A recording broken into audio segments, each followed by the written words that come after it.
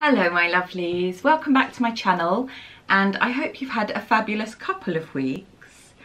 I missed last week, I'm ever so sorry. I was snowed under with commissions and to be honest a little bit burnt out, but I want to say a huge thank you to all of you who left such kind comments both on here and over on Instagram saying how much you enjoyed the vlog, and those kind words really powered me through my little moment of burnout. So thank you from the bottom of my heart for your support. It really means the world to me, the fact that you take the time to spend the time when you have oodles of other things to do. I love making these videos for you and I love the interaction that we have. So thank you so much. Today's video is all about the Simplicity 8736, I can never remember the numbers, this blouse here, and I'm going to be sewing it and showing you how I sew this, and then a little bit of a review. How did I find this pattern?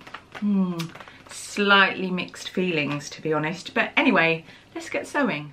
The pattern that I'm using today is a 1940s Reproduction pattern, blouse pattern by Simplicity, the 8736. I'm really excited to use this pattern. I actually like all the versions, but I'm doing this one, hopefully, fingers crossed, because if you look at my fabric, which I've plonked on the table very unattractively, it's really narrow because it is a genuine vintage fabric, and I've already cut out all the pieces of the pattern, and I've cut out a size 40 bust that they're saying here, and that's a 32 waist and a 42 hip and a size 18 here in merry old England. But what you really need to do is, I know I look at this and you think yes you should follow that. However, the actual thing that you need to look at is this finished garment measurement, and to be honest, they don't really give you very many detailed measurements, but what they're saying here is that the actual finished bust is 45, and then they give you the finished back length from base of neck, which is important, but actually so is the waist and the hip measurement as far as I'm concerned. I don't know if you're with me on this. Just a heads up, if you are thinking of making this, the bodices, the front and back bodice for this version are different to these, and I'll just show you because I got a little bit confused. Here is the bodice, and that's what the armhole or arm sky looks like, and that's the one for D because it's got this dropped sleeve, dolman sleeve style. So just double check your patterns and that you're cutting out the version, front and back version for D, rather than mixing them up. So you've got a back for an A, B or C and a front for a D. That's not really gonna get you anywhere. Anyway, I thought I'd warn you. Luckily this pattern doesn't take much fabric, so I got it all laid out on my very narrow vintage fabric.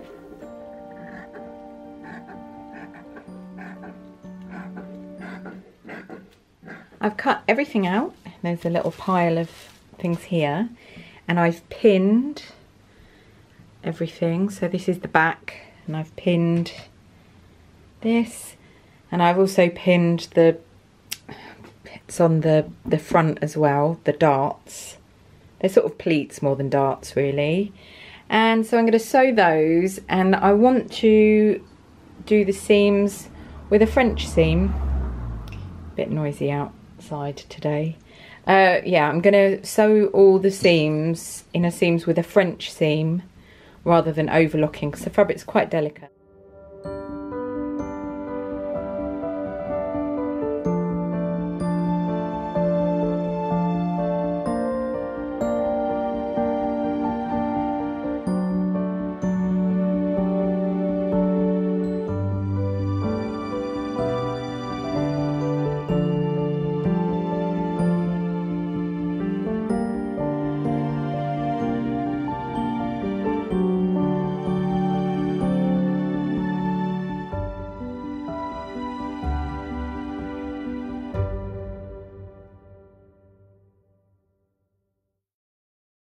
I've gathered the front shoulder, and because I'm doing French seams, I've sewn this wrong sides together, because I'm then going to trim this, flip it right sides together, sew this seam, and all these raw edges will be encased within. And I've put in all the darts. There's a dart in the back neck, and I'm deviating from the instructions because they would say, you know, sew the side seam. But what I'm going to do is sew these shoulder seams. It's more of a ready-to-wear construction method. So what you do is you sew your shoulder seams, and then you insert your sleeve, and then you sew your sleeve seam and your side seams all in one go. Next time you see this, these will be sewn, and I'll have put the sleeves in, and then I will show you how I do French seams on the side seams. Here's a low key. Here is the blouse with the wrong sides together, and I've pinned those together, so from the sleeve and the side seam. And here's what it looks like inside. So the sleeve was sewn in with a French seam, shoulder seam is French seamed, and so on. So I'm going to pin this side and sew both of them. Here is the blouse inside out, so you can see the French seamed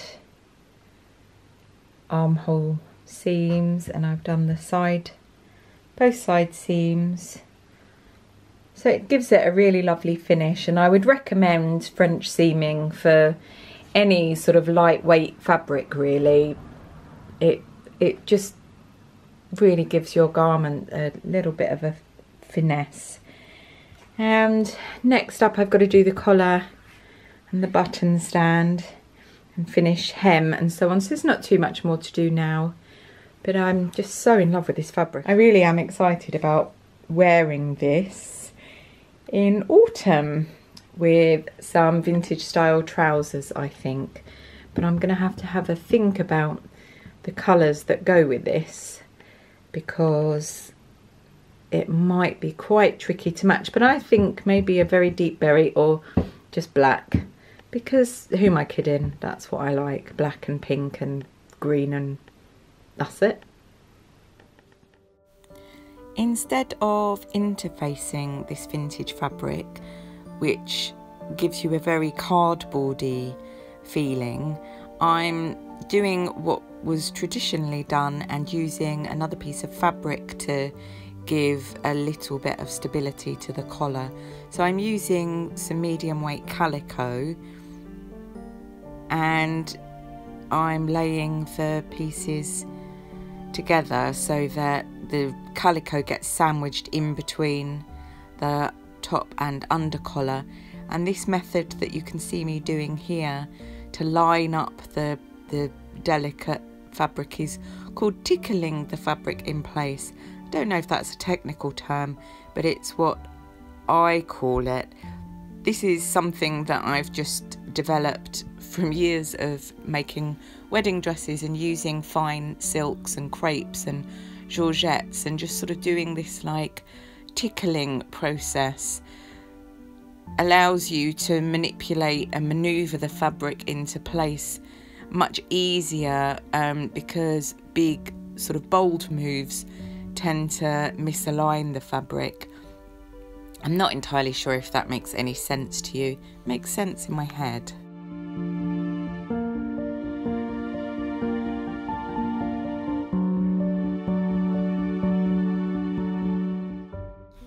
It's at this point, only after I've made the whole thing, that I realise that the fabric is a little bit stained, but I'm accepting of that. This fabric is from the 40s, maybe even the late 30s, and there will be issues. It's at this point that things start to go awry. I've constructed the front and back neck facing, and I'm lining it up and realised that it actually doesn't fit the neck of the blouse. I don't know if this is, as I sort of say a bit later, that somehow I've done the back of this blouse wrong, and you know, that's why it doesn't fit. But even if I make an amendment to that centre back, the facing still wouldn't fit this blouse, so I have no idea what's happened here. In the end, I decide that I'm just going to bias bind in the vintage fabric. I luckily had a little bit left over, that neckline, and I'll have to have a closer look at the pattern to see what the issue is. I possibly have done something very wrong, but I'm happy with this effect. Actually, I prefer it. I'm not a fan of facings. Here's what the line drawing says the centre back should look like, and here's how my centre back ended up looking. The backs of the collar should actually meet, but they don't. I, at this point, have no idea why. It's a complete mystery. I'm just trying to understand why, following the instructions and the notches and everything, my top looks like this, which isn't what the line drawing looks like. So here is the back pattern. Here, along here, is the fold line, which, as you can see, that matches, and then that's where the dart is, so that lines up with the dart, and then going up to there, that's the seam allowance. So I've followed the pattern and I followed the instructions, and my top looks like this. It's just doing my head in now, and I have to stop before I really get annoyed. I don't know why that's done that.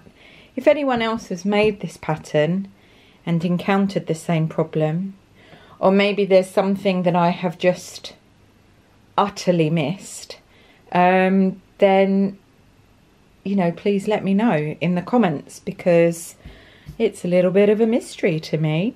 And I'm fully accepting of the fact that it may be my boo-boo rather than Simplicity's boo-boo. It's always possible that I've got this one wrong.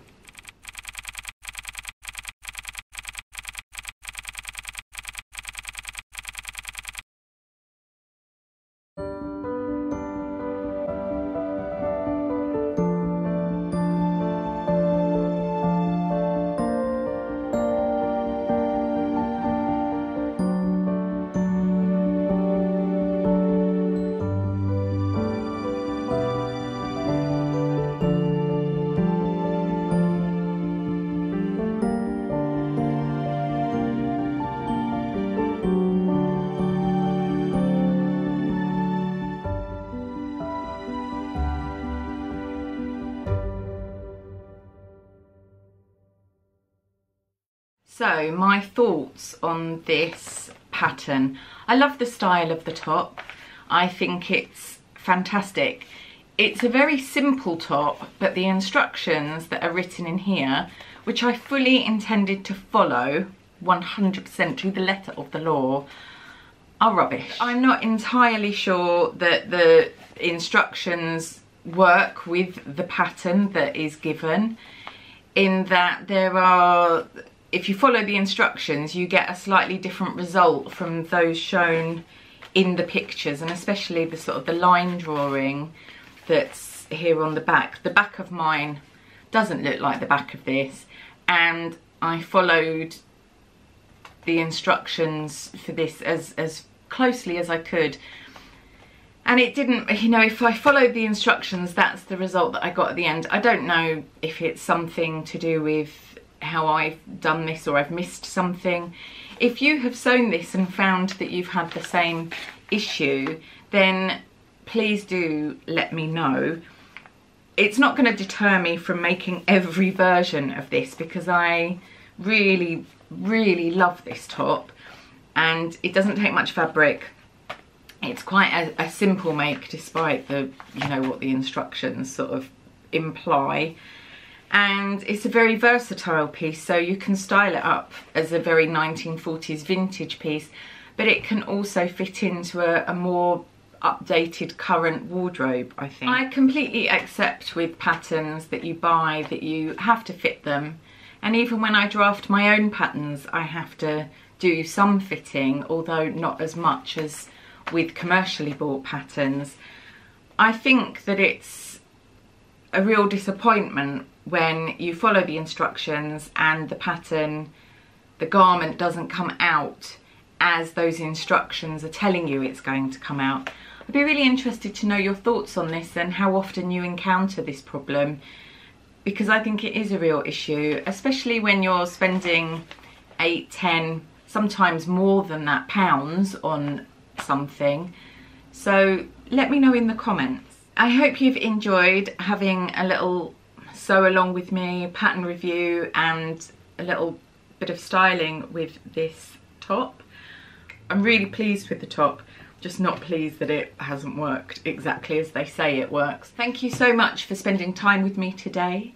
I hope that wherever you are in the world, you are keeping safe and well. If you haven't already subscribed and vintage inspired DIY style is your cup of Earl Grey, then please do subscribe to share my sewing adventures. It's really lovely to have you share the journey with me. And remember, we can make the world a better place just one little stitch at a time. I will see you next time, my lovelies, for my autumn sewing plans. I'm doing things a little bit different this year, and I am looking forward to sharing that with you. See you next time. Bye.